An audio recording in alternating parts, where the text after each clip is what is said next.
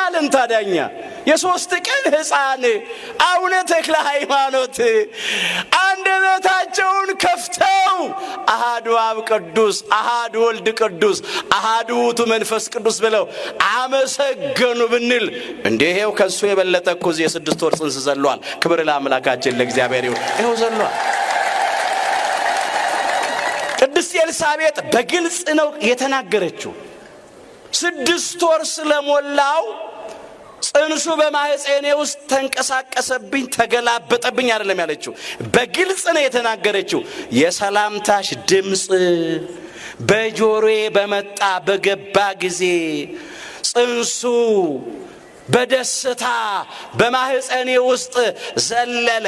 በደስታ በምን ዘለለ? በደስታ። የእመቤታችን ድምጿ ያስደስታል። መንፈስ ቅዱስ ያደረበት ይደሰታል።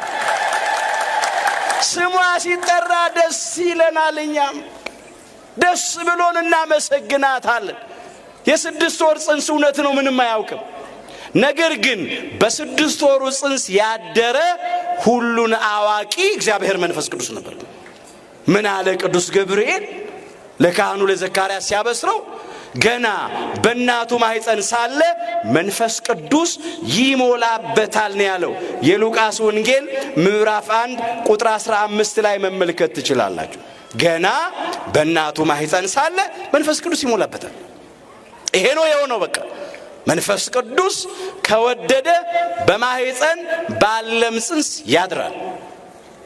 እንኳን በተወለደ 3 ቀን በተቆጠረለት ሕፃን ልጅ በአቡነ ተክለ ሃይማኖት ላይ ቀርቶ በጽንስም አድሮ ይኸው ክብሩን ገልጧል።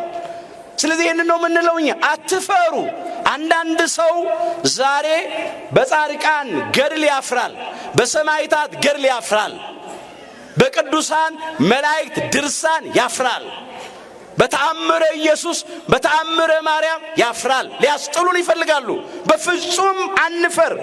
ማዕከሉ ወንጌል ነው። ከዚያ እየተቀዳ ነው፣ እየተቀነሰ ነው። የበለጠው እዚህ ተጽፏል። ወገኖች አትፈሩ።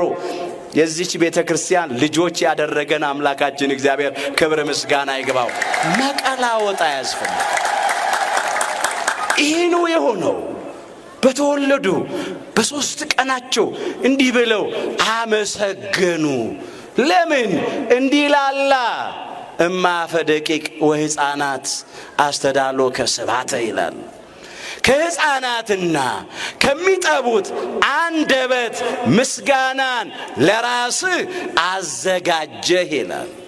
በእንተ ጸላይ ጠላት ደስ አይበለው ብለህ ከመትንስቶ ለጸላይ ወለገፋ ይላል።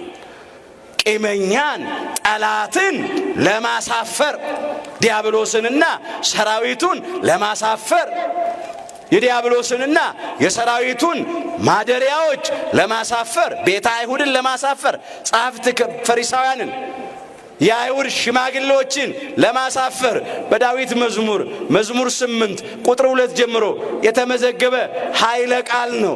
ከሕፃናትና ከሚጠቡት ልጆች አፍ ምስጋናን አዘጋጀ ስለ ጠላትንና ቂመኛ ለማጥፋት ለመበቀል ለማሳፈር።